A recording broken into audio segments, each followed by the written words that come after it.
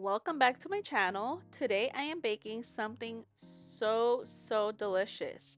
A hot honey bacon and cheddar sourdough loaf. It's got crispy bacon, sharp cheddar, and a sweet spicy kick of hot honey. If you love sweet, savory, and cheesy all in one bite, then you're going to love this loaf. So we are going to start with 100 grams of active sourdough starter and 350 grams of filtered water. You want to mix these two together until you dissolve most of the starter. I am testing out this new angle to film my videos. I usually film and I put the camera right on top of the bowl, but someone suggested I put it on its side. That way you guys can get a better view. So let me know what you guys think. Let me know if this is better than the other videos that I've made or if you like the other angle best. So now we will add some of this Mike's hot honey, and I added 25 grams of it, and then I go ahead and mix it together. That way it can dissolve with the water and the starter. And then we will add 500 grams of flour and 10 grams of salt. And then you will mix everything together again until you get a shaggy dough. Want to make sure that you don't have huge pockets of flour left over on your bowl, and this dough will be a stickier dough because of the honey. Once I am done mixing, I like to get a rubber spatula to kind of clean up my bowl, especially when I have stickier dough. I don't want very chunky pieces of dough stuck to the bowl. So now you wait 30 minutes and let the dough rest to perform your first set of stretch and folds. Here I am just pinching a little bit of the dough, just trying to make sure that all of the flour is hydrated, and then I go ahead and grab the dough, I stretch it out and I fold it over, going around the bowl, and then I go ahead and grab the dough and do a few slap and folds. This helps strengthen your dough so much, and I guarantee you guys will see a difference in your dough. If you guys are dealing with sticky, high hydration dough, or dough that isn't as easy to manage, just go ahead and do some slap and folds after the stretch and folds. Don't stop at just doing 4 little rounds and then that's it. Please continue to do more until the dough stops you from stretching it and strengthening it. You will let your dough rest for another 30 minutes, and then we will do our second stretch and fold. At this point, I do have bacon in the oven. I like to bake the bacon halfway through, and then in the second half, I like to add the Mike's hot honey right over it and then finish baking the bacon. That way it doesn't burn, because the honey will burn the bacon faster if I don't put it only on the second half or right at the end. So as you can see here, I'm just drizzling a little bit of that hot honey, and then I like to go ahead and spread it, and I finish baking it, and then as soon as it's cooled down, I go ahead and put it into the refrigerator because I will add it in the lamination phase. Here, I'm just adding the cheddar cheese, that way it could be distributed evenly. I didn't want the bacon to be sitting out for hours. I don't know, I know it's okay because it's cooked, but I just rather put it at the end. So here I'm just putting the cheese, sprinkling some, stretching the dough and folding it over, going around the bowl.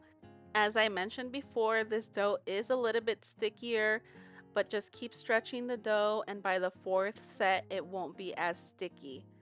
So then I pick up the dough and I do a few slap and folds very gently because I don't want to tear the dough. And then I let the dough rest for 30 minutes on the counter, and I do my third and fourth set of stretch and folds.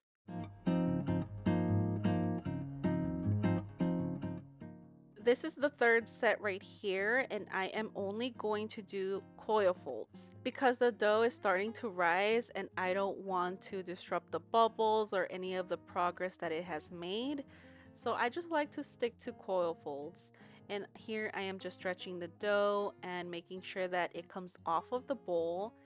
When you have a lot of dough stuck to your bowl, sometimes the dough can stick to it.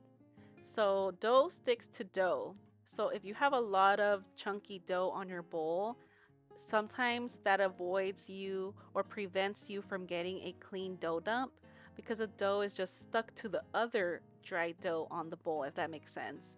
So cleaning your bowl can also help you get a clean dough dump. So you can either clean your bowl or just like put it into a new bowl once you're done mixing the dough and maybe doing like one stretch and fold, and then on the second set you can put it into a clean bowl. But anyways, I hope you get the point. I just feel like I'm repeating myself and saying the same words over and over, and I don't want to annoy you guys. So here's the fourth set, and you can see that the dough is very soft now. It's not really sticking to my hands. And now I will let the dough rest on the counter so it can do its bulk fermentation, and then once it's ready I will go ahead and shape it and add the inclusions on the inside. Look at how soft and fluffy this dough looks. It's just a dream. Anyway, now that the bulk fermentation is over, I have my extra cheese and my bacon ready.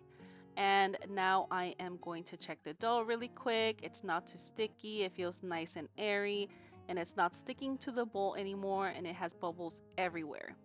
So now I put it on my mat and I go ahead and laminate the dough very gently. I don't want to tear it, but I want to just make it into like a square or rectangle, I should say, and add my inclusions.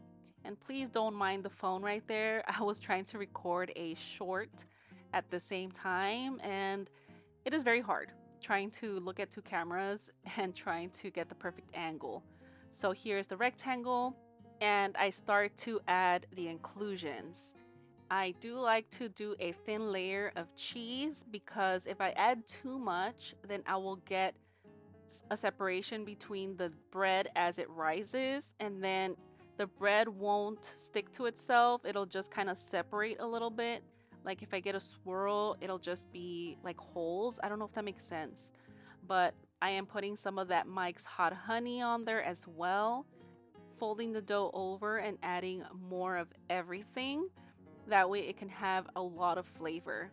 And this loaf honestly was so good with an over easy egg and as an avocado toast. Oh my gosh, I'm still dreaming about this. We already finished it and it was so good. I did put this loaf in the refrigerator. So I did have to like toast it to warm up the bacon, and the cheese just got like melty a little bit, and it was so perfect. It's literally the perfect loaf for breakfast. I ate it with some coffee as well, and yeah, it was so good. So now I roll up the dough very gently. I know you have to create some tension so the loaf can rise better, but the dough was very fragile because of that honey, and I didn't want it to rip open and then make a mess everywhere. So I stitched it a little bit, put it into the refrigerator for an hour. You could do a overnight cold proof, but I decided to just bake it the same day. I left it in the refrigerator for an hour, and then here I was ready to bake. My oven was preheated to 450 degrees, and I decided to do the double loaf pan method for this loaf. I just wanted it to have like the perfect sandwich size. So don't mind the double chocolate loaf. For some reason, I filmed this one too because I was baking it at the same time, and I didn't realize that I wasn't doing a video on that loaf until I started baking it. So just ignore the loaf. But my pan is a 9x5 loaf pan. I put some parchment paper so it doesn't stick, the cheese, the honey, or anything. And then I put the other loaf pan right on top to act like a lid. And this is halfway after 25 minutes.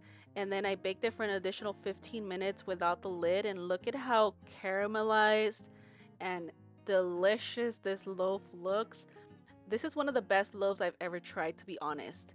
If you love bacon or maple bacon, cheese, oh my gosh, you have to make this and let me know how you like it because it was so good. Anyways, I hope you guys enjoyed today's video. Thank you so much for watching. For all of the sweet comments, the questions, and anything you guys have to say in the comments, I appreciate your support. Thank you again, and I'll see you in my next video.